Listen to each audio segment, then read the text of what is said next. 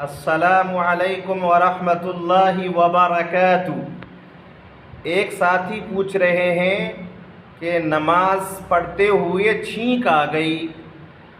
اور الحمدللہ کہہ دیا، جیسے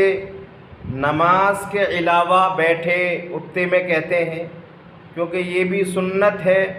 کہ چھینک آئے تو چھینکنے والا الحمدللہ کہے، اور جس نے سنا ہے اس کا جواب دے، یعنی سننے والا یرحمک اللہ کہے۔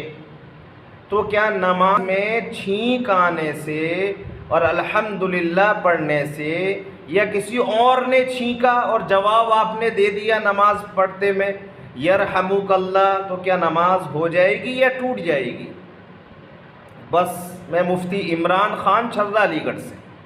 درخواست ہے، چینل پر نئے ہیں تو سبسکرائب کر لیں، فیس بک پر ہے تو فالو کر لیں۔ تو دیکھو الدر المختار بڑی کتاب ہے، جلد نمبر 1 اور صفحہ 660 کے آس پاس، اس میں لکھا ہے چھینک آنے پر الحمدللہ نماز میں کہہ دیا، کہنا نہیں چاہیے، اگر کہہ دیا تو نماز فاسد نہیں ہوگی، مگر چھینک کا آپ نے جواب دے دیا نماز پڑھتے ہوئے،